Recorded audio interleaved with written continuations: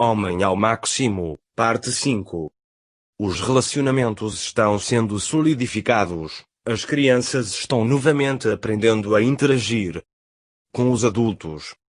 É uma mudança extraordinária.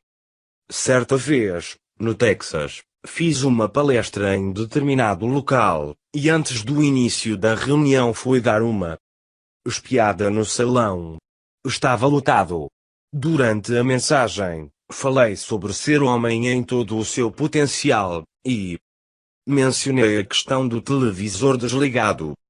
Após a reunião, um homem jovem, simpático, alegre e cheio de energia, aproximou-se muito sorridente e estendeu a mão para me cumprimentar.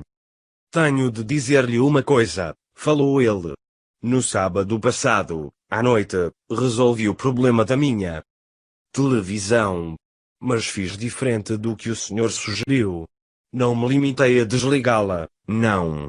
Peguei-a, atravessei a rua e a joguei na caçamba do teleentulho. O senhor não imagina como tenho me sentido bem de lá para cá. Eu e minha família temos nos relacionado muito melhor nesses poucos dias. Amigo, já que é o líder, o mordomo, o sacerdote, o ministro e o conselheiro de sua casa, você precisa ter a coragem de ser como sua família espera que seja. Pare e escute-os. É a maneira de ficar a par de seus problemas.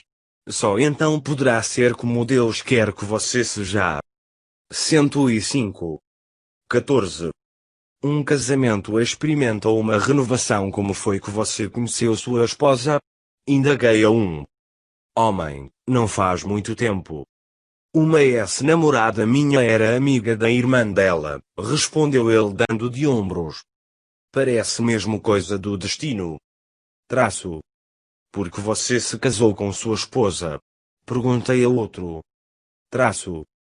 Eu estava assistindo à parada militar da comemoração do fim da Segunda Guerra, explicou, quando alguém se aproximou de mim e me beijou. Era ela. Passado algum tempo nos casamos. Um relacionamento de fundo patriótico, eu diria. E por que você se casou? Indaguei a uma jovem. Não vi a hora de sair de casa, replicou ela com sinceridade. Meus pais eram insuportáveis. Casei-me com o primeiro que apareceu. Será que ele sabe disso? Pensei. Os motivos por que as pessoas se casam são muitos e bem variados. E alguns são lamentáveis. Certo homem com quem conversei num retiro masculino disse-me que ele e a namorada tinham começado a ter relações sexuais. Algum tempo depois ela engravidou, e tanto os pais dele como os dela, mais o peso da consciência, os constrangeram a se casarem. Essa é a história de milhares de casais. Nas sessões de aconselhamento, percebo que inúmeros casais travam uma luta angustiosa, até se decidirem a confessar o motivo por que se casaram. E na maioria dos casos, a essa altura, o compromisso matrimonial acha-se seriamente prejudicado devido a falhas do passado. 106. É muito comum um dos cônjuges começar a ter dúvidas se o outro é a pessoa que Deus escolheu para ele. Em outros casos, um guarda forte rancor contra o outro por algum erro que este cometeu no passado. E assim os alicerces do relacionamento são um lodaçal de mágoas, ressentimentos, mal-entendidos, suspeitas e sentimentos de culpa, e não uma desejada e sólida rocha. Um casamento pode ser um céu na terra, mas pode ser também um verdadeiro inferno. Tim e Alice vieram fazer aconselhamento comigo. Estavam tendo problemas no casamento. Pelo fato de ser pastor, Tim sentia-se envergonhado de revelar suas faltas ou de saber que sua esposa poderia tocar nelas. Mas via-se com clareza que Alice sofria interiormente. E Tim demonstrava estar bastante constrangido de estar ali. Ele provinha de uma família machista, onde o homem mandava em tudo. Seu pai e irmãos eram incultos. meio grosseiros, dados a conduta licenciosa e profana. Mas tinha ouvido a palavra de Deus, conhecera a Jesus como seu Salvador pessoal. Arrependera-se de seus pecados, e crera no Senhor Jesus. O Espírito de Deus entrara em sua vida com poder, e ele se tornara uma nova criatura. Movido pela graça de Deus e pela alegria de saber que seus pecados tinham sido perdoados, e pelo desejo de levar a outros a boa nova de salvação, ele foi estudar numa faculdade teológica. Já Alice era uma típica filha de pastor.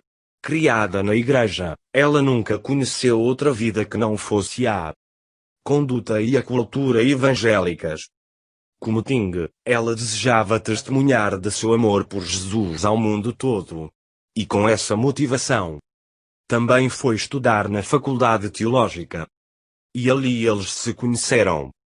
Após um ano de namoro, ele a pediu em casamento. Pouco depois anunciaram oficialmente o noivado.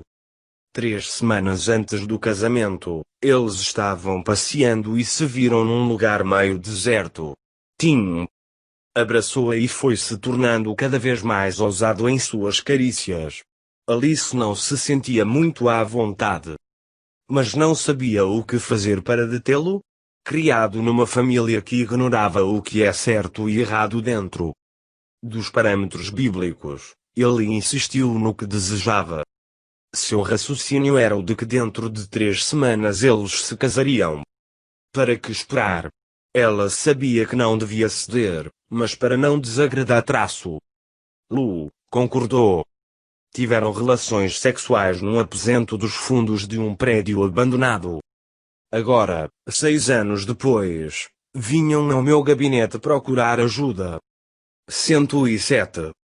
Embora o relacionamento deles em público fosse afável, em casa era explosivo. Trocavam palavras duras, acusações pesadas e até violência física. Tudo por causa de rancores, questões não resolvidas, e de um amor frustrado. Tim se queixava de que sua esposa tinha para com ele uma mágoa latente. Alice criticava sua falta de cavalheirismo para com ela. Passamos várias horas conversando. Fui conduzindo os assuntos, de um pensamento a outro, de um sentimento a outro, e afinal chegamos à raiz do problema depois de 6 anos de casamento. Alice conseguiu afinal dizer o que guardara durante todo aquele tempo. Ela se ressentia do fato de Tim ter impedido que ela chegasse virgem ao casamento. Diante da revelação, ele olhou para a esposa com um misto de raiva e espanto. Você está dizendo que sou culpado de todos os nossos problemas? Sou culpado só por causa de uma coisa? Eu nem sabia que isso era tão importante para você. Gritou ele. Nesse ponto interrompi a conversa. Rapaz, é isso mesmo, a culpa é sua. E se você não assumir a culpa de haver causado essa vergonha esse senso de perda que sua esposa carrega consigo, se não lhe pedir perdão por aquele ato, nunca conseguirá ter um bom relacionamento com ela. Tim ficou pálido e saiu do gabinete intempestivamente. Mas depois, em casa, pensando na questão com mais vagar, se começou a compreender o quanto aquilo era importante para Alice, e entendeu que arrebatara dela o presente mais precioso que ela reservava para dar-lhe. Aquele ato sórdido, num quartinho dos fundos de um prédio velho, para ela fora na verdade um estupro, e não o mais belo ato de amor físico que pode haver entre um homem e uma mulher. Por fim, ele reconheceu que aquele seu ato não fora motivado por amor a ela, mas, sim, pela lascívia. E admitiu que tudo fora culpa dele. Ele pecara e se arrependera. Pediu perdão à esposa e se penitenciou diante dela. Então ela lhe perdoou de todo o coração. Com isso, a hostilidade de Alice para com o marido se dissipou, e o relacionamento deles mudou completamente. Acho muito divertido os velhos filmes exibidos tarde da noite na televisão. Primeiro, o rapaz se interessa pela mocinha e vai atrás dela. Depois é a mocinha que vai atrás dele. Afinal, eles acertam seus mal-traço entendidos, e os dois terminam no altar, jurando fidelidade um ao outro e selando o juramento com um beijo.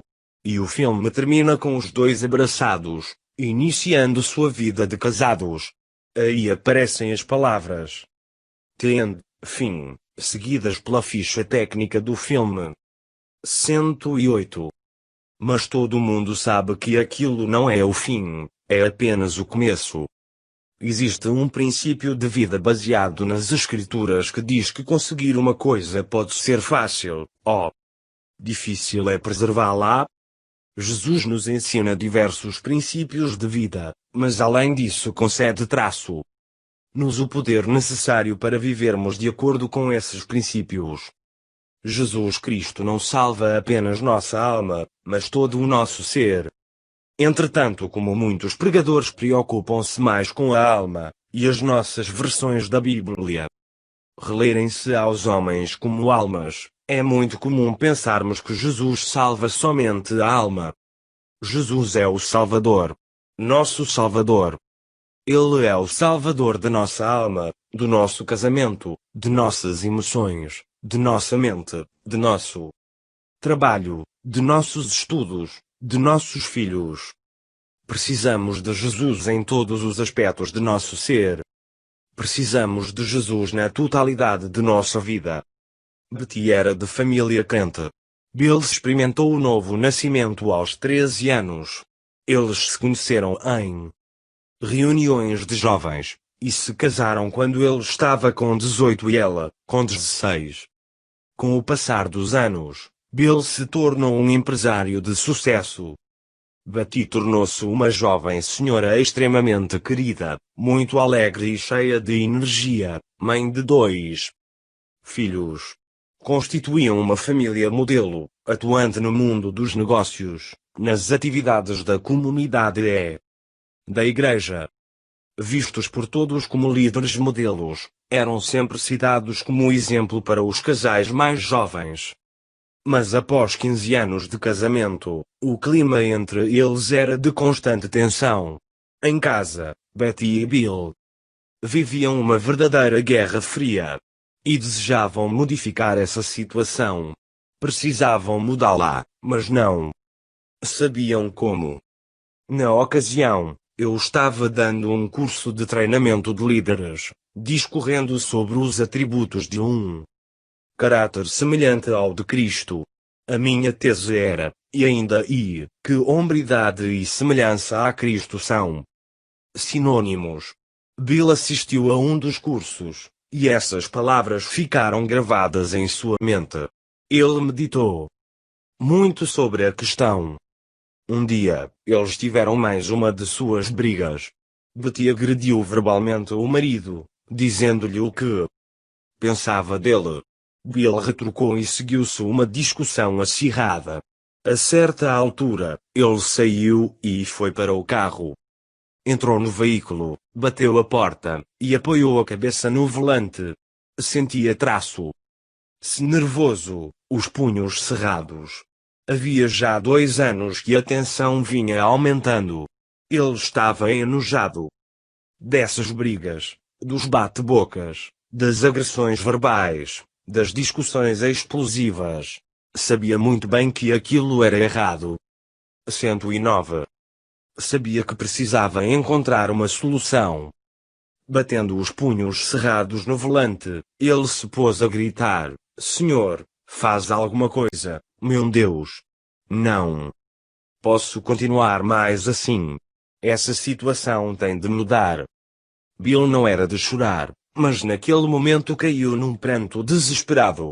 Por fim, gemia angustiadamente: Jesus, tu és meu Salvador. Socorre-me, Senhor! Clamou. Passaram-se vários minutos. Pouco a pouco, foi-se controlando, deu partida no carro e saiu. Ficou a rodar pelas ruas do bairro, E Deus começou a operar em seu coração. Bill se lembrou dos atributos do caráter semelhante ao de Cristo que eu mencionara. Então ficou a analisar Losse, meditando detidamente sobre cada um, analisando-os por todos os ângulos. De repente, ele se deu conta de que tais atributos não se achavam presentes em seu casamento. Tanto ele como Betty, individualmente, possuíam aquelas qualidades. Os conhecidos chegavam inclusive a comentar sobre isso. Mas o relacionamento deles, não. Nesse instante ocorreu-lhe um pensamento. Ele e Betty eram cristãos, ambos haviam experimentado o novo nascimento. Agora o casamento deles precisava da mesma experiência. Separadamente os dois revelavam os atributos do caráter semelhante ao de Cristo. Mas juntos, como casal, a coisa era diferente.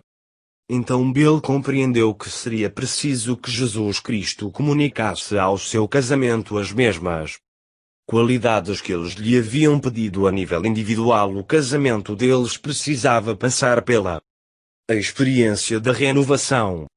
Prontamente virou o carro e voltou para casa voando. Entrou, pegou de leve o braço da esposa e disse: Preciso conversar com você. E conduziu-a para o andar superior da casa. Você lembra o que aconteceu quando Jesus entrou em sua vida? Indagou. Claro que ela lembrava. Lembra-se do que ele fez em sua vida quando o recebeu como seu Salvador? Betty fez que sim. Foi maravilhoso! Exclamou. Os dois se sentaram na beira da cama. Quando nos casamos, disse ela com firmeza, tivemos a cerimônia religiosa, e foi só. Nunca fizemos um culto doméstico. Nunca oramos juntos em casa, só na igreja. Nunca falamos da palavra de Deus um com o outro. Nossos filhos nunca nos viram orar, a não ser às refeições. 110. A essa altura, Betty chorava silenciosamente, emocionada com a ternura que percebia na voz dele e com a sinceridade de suas palavras. Sabe de que é que nosso casamento está precisando? Indagou ele em tom carinhoso. Nosso casamento precisa ser renovado. E foi assim, como uma nascente que brota no alto da montanha e jorra água fresca e cristalina, que eles começaram a conversar um com o outro, falando de seus sentimentos e pensamentos mais profundos. Era a primeira vez, em 15 anos, que Bill abria o coração para ela, expondo-lhe o que pensava, falando do que lhe ia na alma, e pedindo-lhe perdão pelos erros cometidos. Betty também falou de seus desejos. Suas mágoas e anseios. Juntos eles derrubaram as paredes de proteção que haviam erguido para não se sentirem tão vulneráveis. E cada um pediu perdão e perdoou ao outro. E passaram um longo tempo conversando, ora sentados, ora deitados. Já era de madrugada quando se ajoelharam ao lado da cama, e clamaram a Jesus suplicando-lhe que operasse uma mudança no casamento deles. Juntos pediram a Deus que renovasse seu casamento. Nascia ali, para eles, um novo relacionamento. Uma nova vida teve início naquele momento. No dia seguinte, Bill e Betty foram ao estádio do Angeles para assistir a um jogo de beisebol. Pareciam dois namorados que acabam de descobrir que estão apaixonados. Era a empolgação do primeiro amor. Quando subiam a rampa de acesso ao estádio, ele parou e virou-se para a esposa. Sabe de uma coisa? Disse rindo. Acho que hoje é o melhor dia da minha vida. Estou me sentindo ótimo. Nas nuvens. Ela o beijou e eles continuaram a subir. O trend da vida deles era coisa do passado. Nesse instante viviam um casamento novinho em folha. O final feliz daqueles dois dava lugar a um viver abençoado. Era Jesus desenvolvendo em Bill todo o seu potencial. 111. 15. Uma questão decisiva reprimindo um bocejo. Continuei escutando o casal que se achava em meu gabinete, e discutia sobre a imagem que cada um tinha do outro. Minha sala não tinha janela e parecia sem ar também. O ambiente estava abafado, e como aqueles dois eram cassetes. Gosto de gente. Gosto de ajudar as pessoas. Mas naquele momento sentia-me cansado. Já me achava ali. Havia algumas horas dando aconselhamento. Tenho muita fé no trabalho de aconselhamento. E creio que podemos, sim, ter um ministério de aconselhamento sério. Mas estou convencido também de que a principal razão por que existe tanta necessidade de aconselhamento hoje é que os cristãos oram pouco. Se passassem mais tempo lendo a palavra de Deus, meditando nela, orando sobre o que leem e aplicando à sua vida, encontrariam orientação na própria palavra. De repente, a mulher disse algo que me despertou. A única coisa que quero é que ele seja o homem. Só que seja o homem. Endireitei-me na cadeira, olhei para ela e em seguida para o marido. Era um desejo justo. Aquele homem não tinha exercido satisfatoriamente a liderança no lar. Por causa disso, os filhos haviam perdido todo o respeito por ele. O mais velho zombava do pai abertamente, sem o menor constrangimento. Os outros, a mãe ainda estava conseguindo controlar, mas sem muita energia. Eles desobedeciam sistematicamente às suas ordens, procurando provocá-la. A mulher trabalhava fora para complementar a renda do marido, que não se dispunha a procurar um emprego melhor. Se ela quisesse, poderia facilmente arranjar um. E tendo que impor disciplina e ao mesmo tempo dar segurança aos filhos, além de ter de contribuir com o sustento, ela se sentia esgotada. 112. Ademais, o relacionamento deles perdera o sabor, em todos os aspectos, conjugal, sexual e recreativo. Ela queria um pouco mais de tempero. Mas dele só vinha insipidez. Ela queria um relacionamento mais romântico e estimulante. Ele lhe oferecia o tédio e a rotina. Agora ela dissera tudo. Expusera seus desejos. A única coisa que quero é que ele seja homem. Só que seja o homem. Olhei diretamente para ele. Você ouviu o que ela disse? Falei. Ela quer um homem. Consegue ser esse homem? Ela quer você. Ele sustentou o meu olhar direto por uns instantes e depois desviou os olhos. Levantou o rosto, e ficou fitando o teto por um longo tempo. Houve um prolongado silêncio que provocou um forte constrangimento e um clima de tensão. O silêncio se tornou tão gritante que era quase ensurdecedor. Mas resolvi deixar que ele falasse primeiro. Era sua vez de responder. Ele nunca tivera de tomar uma decisão antes. Primeiro, eram os pais que sempre falavam por ele. Depois, durante os anos de casamento, fora a esposa que aprendera a assumir seu lugar. Ela constantemente ocupava os espaços vagos deixados por ele, tanto em público como em particular, sempre deixando que ele se escudasse por trás do que ela dizia. Agora, depois de viver 2 décadas dessa maneira na escola, no casamento, no trabalho e com os filhos, aquele homem teria de manifestar-se. Seus pais não poderiam mais falar por ele, e sua esposa se recusava a fazê-lo. Existem 2 perguntas importantes que todo homem, mais dia menos dia, tem de encarar. E não somente encarar, mas responder também. A primeira, e a principal delas, é a seguinte: que pensais vós do Cristo? E a segunda é: você vai assumir sua condição de homem? Já era tarde. A sala estava abafada, mas a sonolência passara. No ar pairava uma inquietante expectativa. Um homem encontrava-se no limiar de uma decisão. Para responder, era preciso ser homem de verdade. Ele estava sendo desafiado a ir buscar no fundo do seu caráter todos os atributos de um verdadeiro homem: sinceridade, verdade, fé, humildade, coragem, amor e graça. Ali, na presença da esposa, de Deus e do seu pastor, ele teria de responder à pergunta: você vai assumir sua hombridade?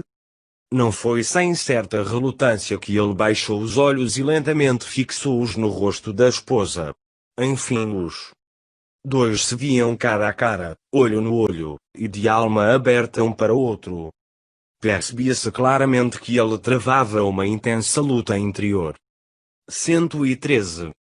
Afinal ele se dispôs a responder, e, embora falasse em voz baixa, suas palavras soaram como uma trovoada naquele aposento: vou tentar. Com um brilho de felicidade no rosto e lágrimas brotando nos olhos, a esposa estendeu os braços para ele, deu-lhe um abraço apertado, e assim permaneceu alguns instantes num aconchego afetuoso.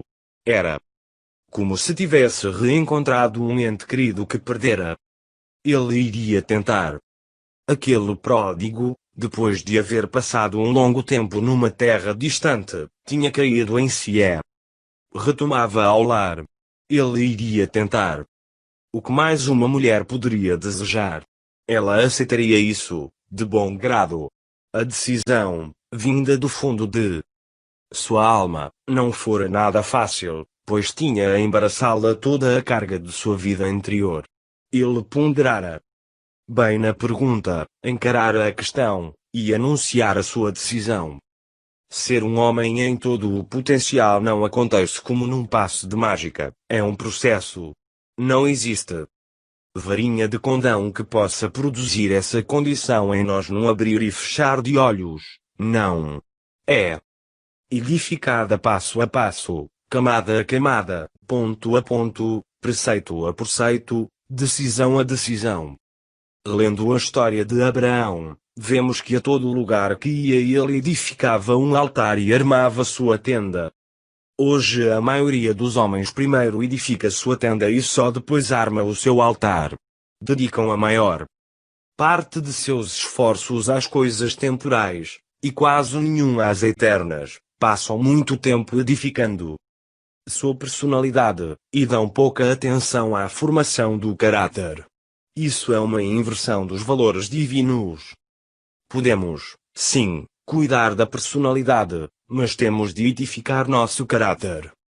Um dos homens mais notáveis que conheço é W. T. Gaston, um herói da fé. Certa vez, Gaston me disse algo que nunca mais esqueci, e tenho citado com frequência: quando a fase de encantamento acaba, sobra só o caráter. Toda mulher deseja profundamente ter em casa um homem de caráter. Todo filho precisa de um homem no lema de sua vida. E a grande necessidade das igrejas é ter homens de verdade em seu ministério. É até possível a mulher exercer influência espiritual na igreja, mas a força só vem dos homens. O mesmo se aplica ao lar e à nação. A força das igrejas, dos lares e das nações depende basicamente da força dos homens que os constituem. Nosso Pai Celeste ordena que tenhamos um caráter semelhante ao de Cristo. O próprio Cristo orou ao Pai, pedindo-lhe que enviasse seu Espírito para que este reproduzisse sua vida em nós. Eu já disse isso, e vou repetir. 114. Ser homem em todo o seu potencial é ter um caráter semelhante ao de Cristo. O homem dominou os montes, os mares e até o espaço. Mas a maior façanha que um homem pode realizar é dominar seu espírito. Melhor é o que domina o seu espírito, do que o que toma uma cidade. PV 16.32, hombridade e semelhança a Cristo são sinônimos. Seja o homem. Viva como homem em todo o seu potencial. 115. 16. Homens imaturos, mais de 20 anos se passaram desde que escrevi o último capítulo deste livro. De lá para cá, o mundo mudou radicalmente, sendo que grande parte dessas mudanças se deu na esfera da tecnologia, que aumentou, da geografia física do planeta, das fronteiras nacionais e da cultura de cada país. A praga de nossos dias já não é mais o pai ausente, e sim, o descaso do pai em relação ao lar. A diferença é que, embora presente em casa, falta a este um interesse genuíno pelos membros da família. Um estudo realizado pela Universidade de Colômbia mostrou que os filhos criados apenas pela mãe achavam-se em melhores condições do que aqueles que tiveram um pai indiferente em casa. O descaso paterno em relação à família é a praga de nossos dias.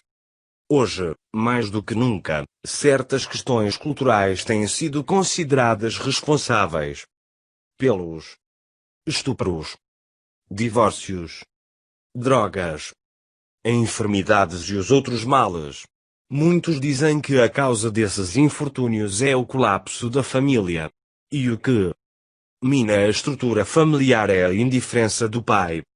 Os sociólogos afirmam que a indiferença paterna é fruto da imaturidade dos homens.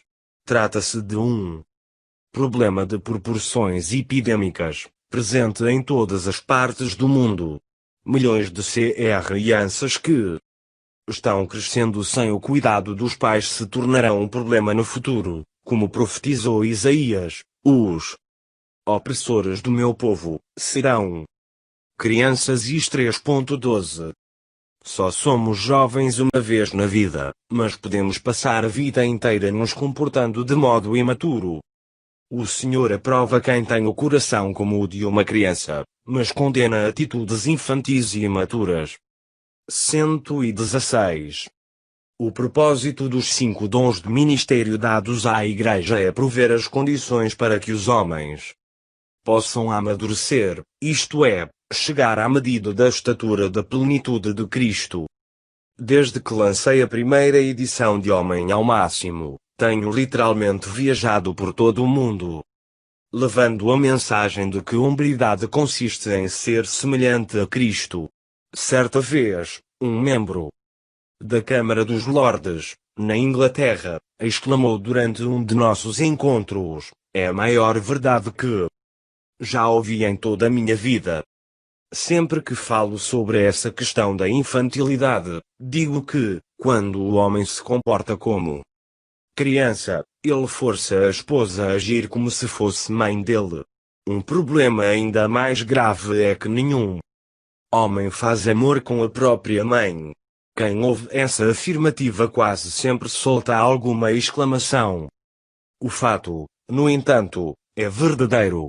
Quando a infantilidade do homem começa a criar problemas no relacionamento íntimo dele com a esposa, normalmente ele se põe a culpar a mulher, acusando-a de frigidez, ou dizendo que ela não o compreende. Porém, a verdade é que ela o entende bem demais. Hoje, uma das evidências mais típicas dessa postura infantil no homem é a compulsão pela pornografia. Esta, como qualquer outra forma de perversão, promete beneficiar e dar prazer, mas ao final apenas engana e escraviza. Promete intimidade, mas a intimidade que oferece se limita a quem faz uso dela. A pornografia, flagelo da sociedade moderna no mundo inteiro, a idolatria. Através dela, o homem cria imagens na mente, que o levam a se masturbar. O hábito da masturbação é, na verdade, um ato de adoração, em que o homem adora o ídolo, isto é, a imagem criada na mente. Os altos da mente são semelhantes aos altares idólatras que a nação de Israel edificou a fim de tomar o lugar da adoração ao Deus Jeová. O que temos de fazer é derrubar toda a altivez que se levante contra o conhecimento de Deus. 2 10.5. Usando as armas espirituais de nossa milícia. O homem infantil é, na verdade, imaturo. A maturidade não vem à medida que envelhecemos, mas sim, quando passamos a aceitar a responsabilidade por nossos atos. O primeiro Adão, no jardim do Éden, negou-se a aceitar a culpa pelo que fizera. Já o último Adão, ó Senhor Jesus Cristo, tomou sobre si a responsabilidade pelos erros de toda a humanidade. Essa é a característica diferenciadora dos homens. Num extremo, temos aqueles que não conseguem assumir sequer a responsabilidade pelos próprios atos. No outro, estão os que se responsabilizam não só pelo que fazem, mas também por suas famílias e pelo mundo, a favor de 117. Quem Cristo morreu. Os primeiros são imaturos e infantis. Os demais são amadurecidos, homens de aliança que se espelham em Cristo. Todo homem pode escolher se vai ser um mero indivíduo do sexo masculino, um homem ou um varão de aliança. Jesus indagou: a que, pois, compararei os homens da presente geração, e a que são eles semelhantes? Ele C 7.31, em seguida, respondeu à própria pergunta, dizendo: são como um grupo de crianças que reclamam com seus amigos: vocês não gostam quando tocamos música alegre, e também não gostam quando tocamos música de enterro. Pois João Batista costumava ficar sem comer e nunca tomou, em toda a sua vida, nenhuma gota de bebida forte, e vocês disseram: esse deve estar louco. Porém eu como bebo vinho. Então vocês dizem que comilão é Jesus. E ele bebe vinho também. E anda corna pior espécie de amigos. Porém eu sei que vocês sempre pretendem justificar suas contradições. LC 7.32 a 35 A Bíblia Viva. Um ditado mais atual diz o seguinte: se minha maneira de julgar é diferente da sua, então você vai pegar sua bola e voltar para casa. E vemos homens adultos dizerem às esposas: ou faz as coisas do meu jeito, ou rua. Que criancice! Durante uma reunião, em que se discutia um acordo de paz para o conflito étnico na Sérvia, um ditador se levantou e deixou a mesa. Ao sair, comunicou com a atitude e as palavras o seguinte: como não querem jogar pelas minhas regras, então, estou fora. Esse homem, supostamente maduro e culto, agiu como uma criança, permitindo que o massacre na Sérvia continuasse. Certos indivíduos religiosos estão tão enfiados nas tradições dos homens e na autoridade eclesiástica, que se negam a ouvir o que Jesus diz a respeito deles. Agem como crianças ao afirmarem: se não concordam com minhas regras, não tem comunhão comigo. Jesus falou aos religiosos de sua época que a razão de eles rejeitarem a ele e ao seu antecessor, João Batista, estava no fato de estes não terem acatado as regras e normas daqueles. Na verdade, os religiosos estavam agindo como crianças. Em sua mesquinhez, batiam o pé para que os outros vivessem segundo a sua mentalidade, que era, aliás, uma racionalização para os seus erros. O homem que segue uma mentalidade alheia, como forma de racionalizar os próprios erros, está, na verdade, acolhendo os seus fracassos. Ser capaz de superar os erros é um indicativo de maturidade, mas viver no erro, ou conviver com ele, é uma estupidez e uma criancice. Temos de crescer. Há um provérbio que diz: para aprender, é preciso estar disposto a ser ensinado. Seja no mercado de trabalho ou no ministério, a demanda não 118 é por indivíduos disponíveis, mas sim, por aqueles que são ensináveis. Aliás, se alguém não é humilde para aprender, nem está disposto a isso, não me admira que esteja disponível. Não é fácil ensinar um homem que pensa já dominar o assunto. Ninguém quer conviver com Alguém que prefere ser ignorante a demonstrar a humildade necessária para aprender. Os religiosos estão mais preocupados com o seu status pessoal nas organizações burocráticas de que são parte, do que com a posição que ocupam no reino de Deus. Hoje, com a internet, o envolvimento de homens imaturos com a pornografia tem-se agravado ainda mais. O conteúdo erótico veiculado na rede é hoje tão comum, que já está se tornando um estilo de vida. Os valores da geração passada foram derrubados por uma mentalidade e uma conduta típicas de uma cultura que trata a perversão e a pornografia como aceitáveis.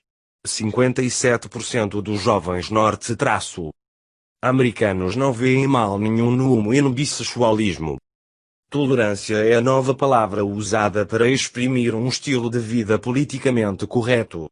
Os universitários são forçados a aceitar práticas e atitudes intoleráveis à luz da Bíblia. Quando não o fazem, posicionando-se ao lado do que a palavra diz, são isolados pelos outros e taxados de fanáticos ou de coisa pior. No livro O God Saved the World, Como Deus Salvou o Mundo, o pastor Jim Gerlow, ao falar sobre a perseguição que a Igreja sofreu na segunda metade do segundo século, afirma, porque os imperadores estavam tão determinados a matar os cristãos? A razão é que estes, além de se negarem a declarar que César era Deus, não adoravam os deuses do povo romano e eram vistos como um grupo intolerante em relação às demais religiões. Não obstante a perseguição, o cristianismo se expandiu. Tertuliano, um dos líderes da Igreja primitiva, escreveu: prossigam, torturem-nos, esmaguem-nos. Quanto mais somos ceifados por vós, tanto mais crescemos em número. O sangue dos cristãos é semente. A perseguição não foi capaz de conter a fé cristã. Pelo contrário, o cristianismo floresceu em meio a ela. Tertuliano, um homem franco e contundente, usou sua argúcia e maneira enérgica de falar para conclamar os cristãos a abandonarem a inércia e a frouxidão moral e assumirem uma fé radical e abnegada. Viveu o cristianismo de modo muito sincero e resoluto. Via-se incomodado pela apatia dos cristãos de Cartago, cidade de cerca de 750 mil habitantes. Em uma seção da sua obra, o teólogo desafia os cristãos a não apenas serem firmes e diligentes em sua conduta, mas também a nunca fugirem da perseguição. Em parte, uma das razões que atraiu Tertuliano ao cristianismo foi a coragem dos mártires. Foi o primeiro a declarar que o sangue dos mártires é a semente da 119 Igreja. Com isso, estava dizendo que o testemunho daqueles que morreram pela fé levava outros a abraçá-la. Atualmente, muitos jovens estão estudando a vida dos mártires, crendo que um dia poderão ser um deles. Enquanto isso, os membros mais antigos, mais amadurecidos e sisudos da Igreja estão assentados nos bancos, apáticos. Muitos da velha guarda atual toleram atitudes banidas durante a própria juventude. Provérbios 14.14 afirma que o infiel do coração dos seus próprios caminhos se farta. Como esses indivíduos religiosos participam das reuniões da Igreja sem o entusiasmo que resulta de amar a Cristo, ó ungido de Deus, este permite que eles encontrem alegria e satisfação fora da casa do Senhor. Os cidadãos de hoje, imersos num sistema cultural que tem trocado o caráter pelo que é material, estão semeando o vento e vão colher tempestade. Ao votarem para os mais elevados cargos administrativos, escolhem candidatos que não têm compromisso com a honestidade nem com os valores morais e éticos. Homens pobres de caráter. O mundo está sendo preparado para aceitar o anticristo, e essa realidade é geral. Se em algum momento houve a necessidade de os homens se agarrarem ao que a palavra de Deus diz e se posicionarem ao lado de Cristo. Esse momento é agora. O exemplo dos 3 rapazes hebreus nos ensina que nosso compromisso com Deus sobressai quando nos levantamos em meio a uma multidão que se prostrou ao mundo. A hora da decisão se aproxima. Você vai se prostrar? Ou tomará uma posição de peito aberto ao lado de Cristo? 120. 17. O que importa é o coração. O homem semeia na perspectiva de colher no futuro, mas colhe o que semeou no passado. Quem disse isso foi meu amigo John Binkley, ao se referir à vida financeira. No entanto, não tive como não associar a frase a um casal que acabara de anunciar que pedira o divórcio. O divórcio está se tornando tão comum em nossa sociedade, e a imoralidade tão aceitável, que até mesmo a postura dos cristãos vem sofrendo influências. Certa vez, no início de um culto de domingo, o pastor de uma igreja anunciou que se divorciara e, em seguida, apresentou a nova esposa à congregação. Os presentes se levantaram e se puseram a aplaudir animadamente o casal. Em seguida, teve início o período de louvor e, tirando o fato de que já era o segundo divórcio e a terceira esposa daquele homem, ninguém deu muita importância para o acontecido. Um outro pastor foi visto no aeroporto, prestes a embarcar dos Estados Unidos para a Europa, onde ficaria de férias por 2 semanas. Os funcionários da companhia aérea não viram mal nenhum naquilo.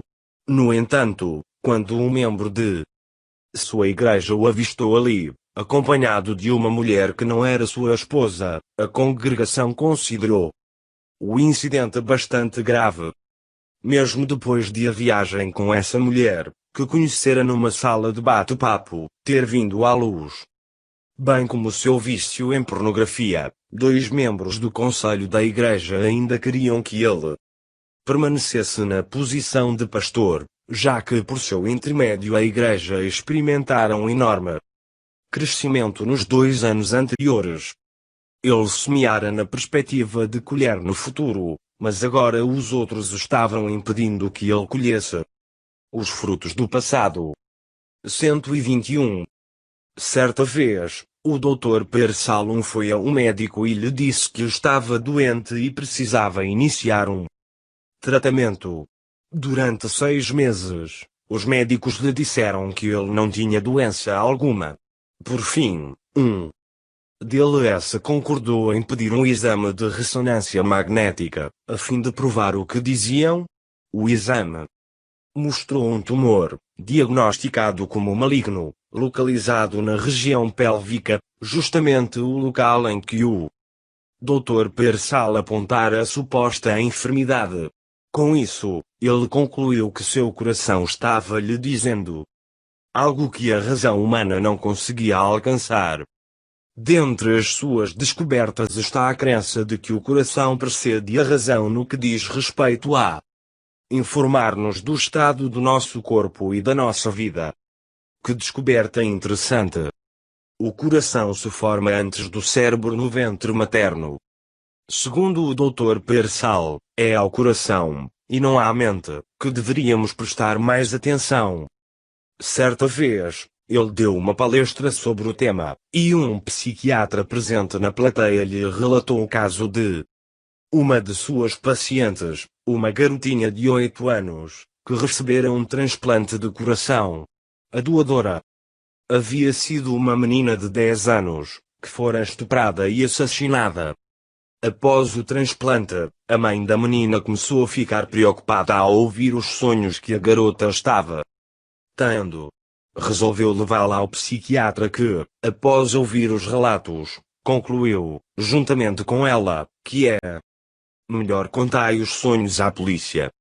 Com base nas informações que a garotinha deu, a polícia prendeu o vizinho da vítima.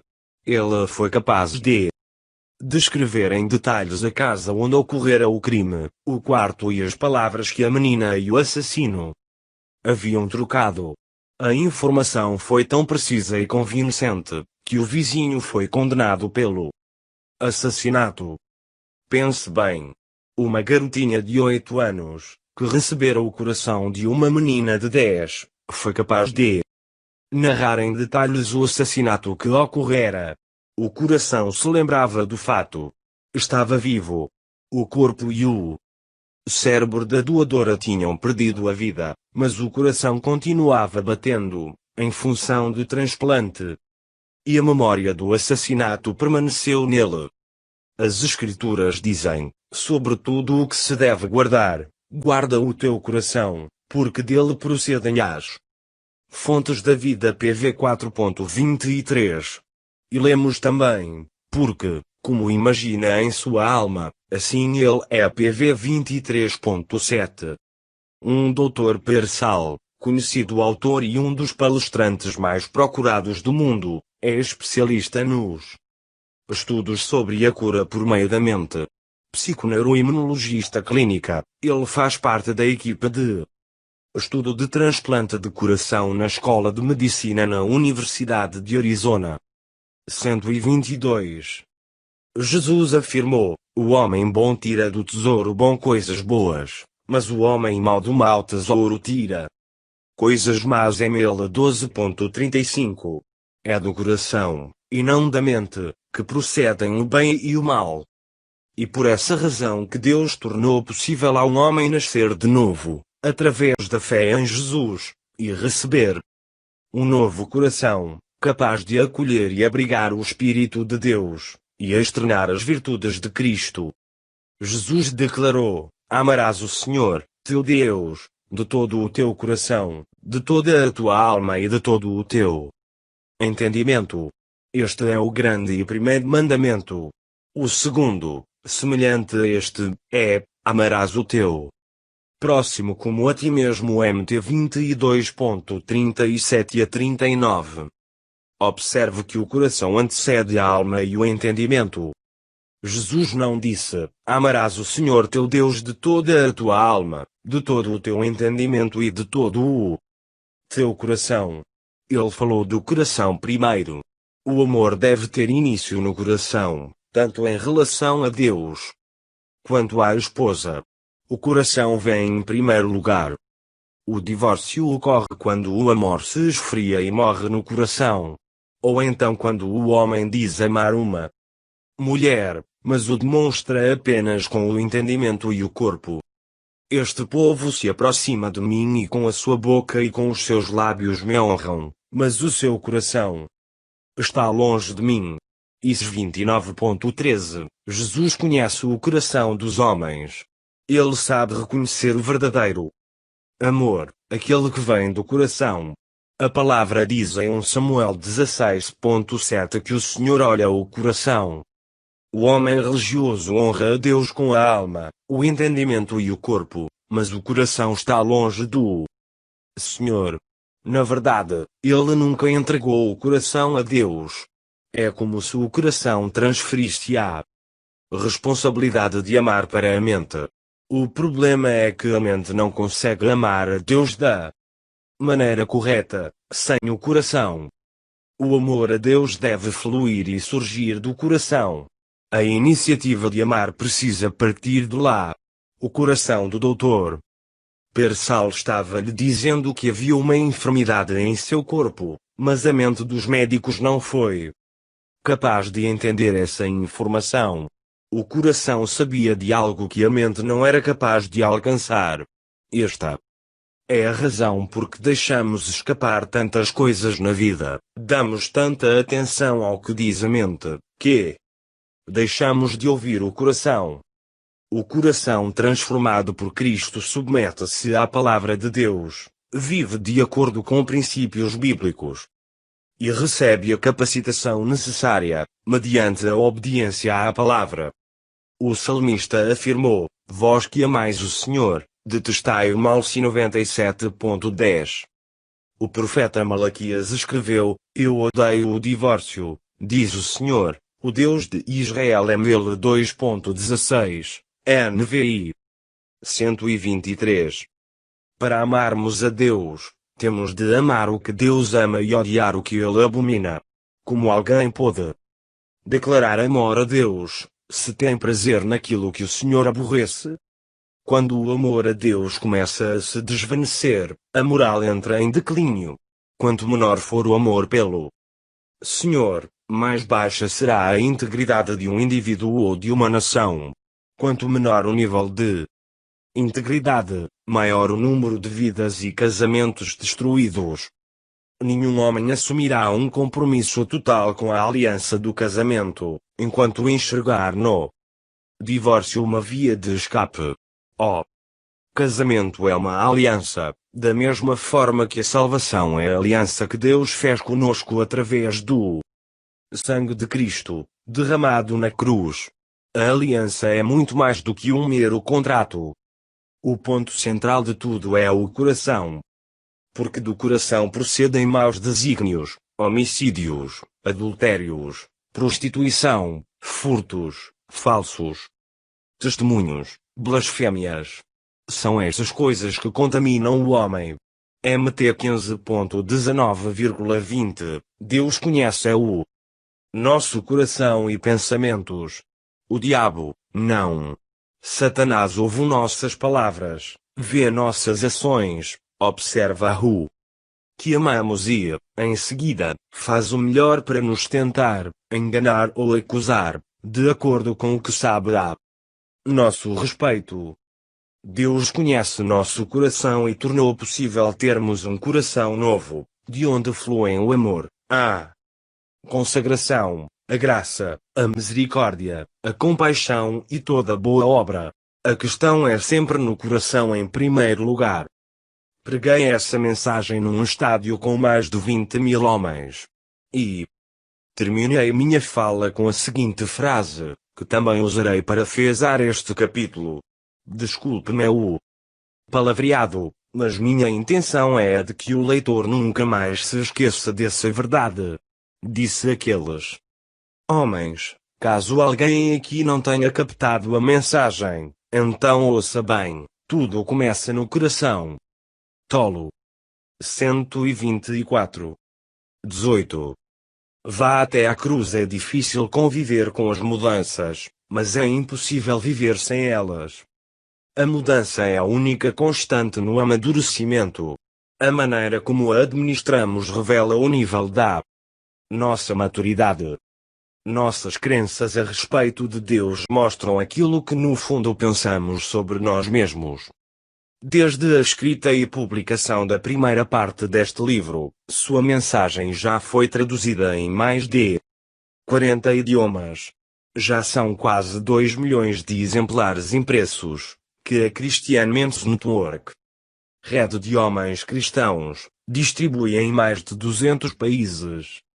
O conceito de que hombridade é sinônimo de semelhança a Cristo tornou-se nossa mensagem central. A frase já até se incorporou ao vocabulário dos que trabalham no ministério cristão. O focado hoje é a própria mensagem do Evangelho e a verdade central que ela encerra. Essa verdade diz respeito à cruz, símbolo do cristianismo. O símbolo da fé cristã não é a manjedoura ou o túmulo vazio, mas a cruz do Calvário. É verdade que Cristo nasceu numa manjedoura e ressuscitou, deixando o túmulo vazio. Mas foi através da cruz que ele ofereceu redenção ao homem. A Bíblia reúne registros históricos, poesia, provérbios, genealogias, leis, profecias, doutrinas e biografias. A cruz é a linha divisória da Bíblia. No Antigo Testamento encontramos o Pentateuco, os livros históricos, as poesias e os escritos proféticos. No Novo Testamento temos os Evangelhos, os relatos históricos, as epístolas e o Apocalipse. A cruz é o mais sublime local de adoração a Deus. Primeiro foi o altar, depois o tabernáculo, em seguida veio o templo e, por último, o Calvário. 125. Ademais, é diante dela que trocamos as nossas fraquezas pelas riquezas de Cristo. Sempre que vamos até a cruz, voltamos diferentes de como chegamos. Vá até à cruz é o lema e o estandarte sob o qual ele e uma transformação permanente se dá em nossa vida.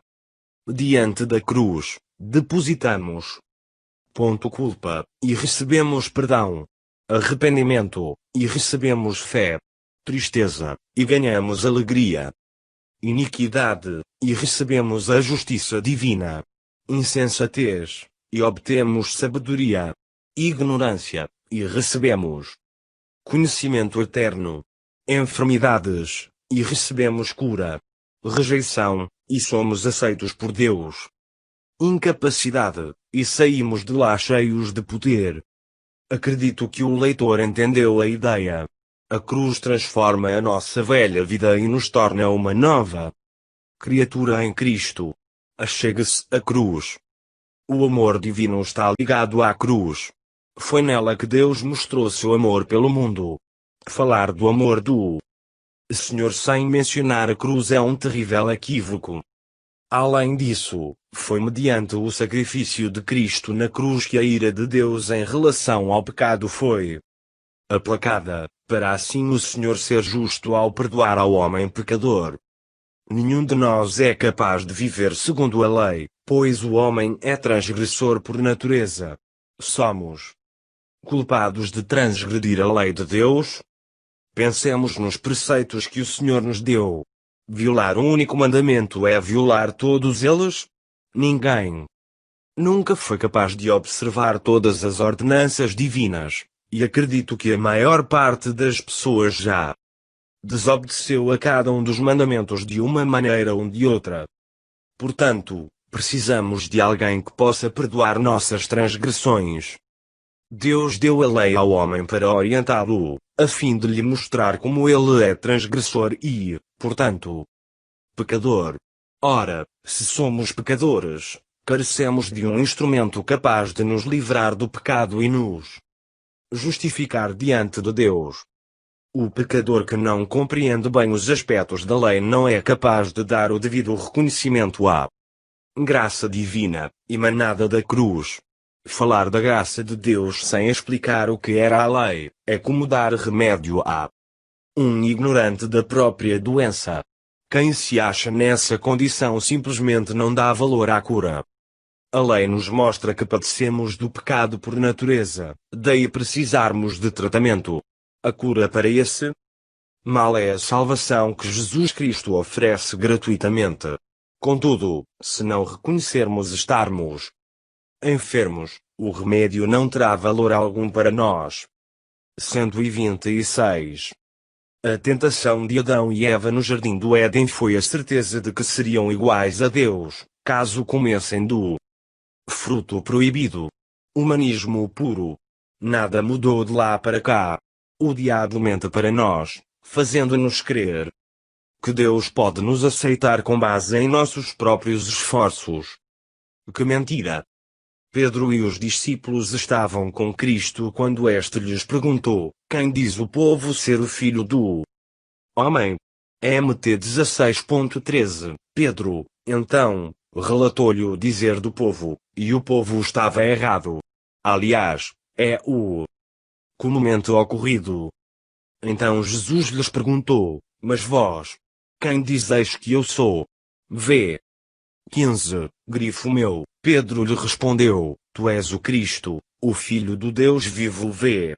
16. Jesus elogiou a resposta do discípulo, declarando ser aquele entendimento uma revelação vinda do Pai Celeste, não algo dado por homens. V. 17. Posteriormente, Cristo começou a mostrar a seus discípulos que lhe era necessário seguir para Jerusalém e sofrer muitas coisas dos anciãos, dos principais sacerdotes e dos escribas, ser morto e ressuscitado no terceiro dia. V. 21. Então, Pedro chamou Jesus no canto e se pôs a reprová-lo e atacá-lo por falar daquela forma. Tem compaixão de ti, Senhor, isso de modo algum te acontecerá. V. 22. Jesus voltando-se, disse a Pedro: arreda, Satanás.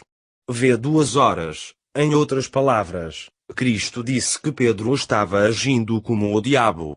O discípulo já não estava falando por revelação, como fizera antes e, como um homem que não compartilhava da natureza e dos atributos de Deus. Porque Jesus comparou Pedro a Satanás. Durante a tentação, uma das propostas do diabo feitas a Cristo foi a de dar-lhe todos os reinos do mundo. Se, em troca, Jesus se prostrasse e o adorasse, Mt 4.8,9. A força da tentação de Cristo foi proporcional ao valor que ele tinha para o reino de Deus. Do mesmo modo, o diabo nos tentará de acordo com o valor no reino. Quanto maior o nosso valor, mais vantagens o diabo nos oferecerá, a fim de o servirmos. O diabo estava determinado a fazer tudo para evitar que Jesus fosse até à cruz. Jesus sabia que se não enfrentasse a cruz, não haveria coroa. Sua morte sacrificial no madeiro era o único meio capaz de remir o homem pecador. Somente mediante a oferta redentora de Cristo nos foi possível recebermos o perdão pelos nossos pecados e termos um relacionamento de aliança com Deus. Essa aliança tinha de ser um pacto de sangue, o derramado na cruz. Esse mesmo sangue encontra-se hoje diante do propiciatório, no céu. Por causa do sacrifício de Cristo, temos acesso à graça e à misericórdia 127 divinas, mediante as quais Deus nos perdoa e nos reconcilia consigo. Nenhum outro sacrifício é capaz de superar o que Cristo fez na cruz. Pedro agiu como Satanás ao tentar impedir a chegada de Jesus até à cruz. Omiti-la é colocar o cristianismo no mesmo patamar de qualquer outra religião do mundo. O desejo de Satanás é impedir homens como nós de se chegarem à cruz, pois foi nela o triunfo de Cristo sobre os principados e as potestades e a destruição do poder de Satanás. Nela, morremos para o mundo, e o mundo morre para nós. Após repreender Pedro, Jesus continuou falando aos discípulos: se alguém quer vir após mim, assim mesmo se negue, tome a sua cruz e siga Mt 16.24. Observemos que ele não diz para tomarmos a cruz dele e segui-lo. Ele diz para tomarmos a nossa cruz e segui-lo. Não podemos carregar a cruz de Cristo, e ele tampouco carregará a nossa.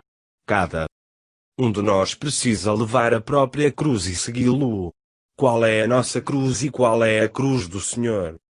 O Senhor tomou a cruz dele quando estava no Getsemane, mas foi crucificado no Calvário. Ao orar no jardim, pediu ao Pai que, se possível, o poupasse da morte. Orou tão intensamente que, pelos seus poros, saiu sangue em vez de suor. Estava prestes a se fazer pecado por nós. Tomaria sobre si a ira de Deus contra as nossas iniquidades e provaria a nossa morte. Para alguém sem pecado algum, tudo aquilo era humilhante. Se possível, passe de mim este cálice. Todavia, não seja como eu quero, e sim como tu queres. Mt 26.39. Essa foi a oração de Jesus. Ele tomou a sua cruz ao se submeter à vontade do Pai e declarar que estava disposto a morrer, para que tivéssemos vida. A cruz que Cristo tomou foi a disposição de fazer a vontade de Deus, mesmo lhe custando a vida. E, segundo ele, para nos tornarmos discípulos teríamos de tomar a nossa cruz e segui-lo. Qual é a nossa cruz? Semelhante à dele. Carregar a nossa cruz significa estar disposto a fazer a vontade de Deus, mesmo nos custando a vida. Assim como Cristo morreu na cruz, nós também temos de morrer para nós mesmos, para que a vontade de Deus possa se cumprir em nossa vida. Achegue-se à cruz. O homem que abandona o lar e o casamento e sai gritando: tudo o que eu quero é viver, está levando sua cruz? Com essa atitude, ele mostra estar disposto a permitir a morte do casamento, para que ele possa viver. Não quer morrer para si mesmo, de forma a garantir o sucesso do casamento. Pense nisso. 128. 19. Este é o meu pai. O talento do homem pode levá-lo a situações em que seu caráter não é capaz de o suster. Esse princípio vale para atletas, diretores de empresas e também para pastores. O legado que o pai deixa aos filhos é o caráter incutido neles. Uma das mais belas frases que um homem pode ouvir de um filho este é o meu pai. Não há decreto governamental para manter as pessoas casadas, nem autoridade para fazer os pais amarem os filhos, tampouco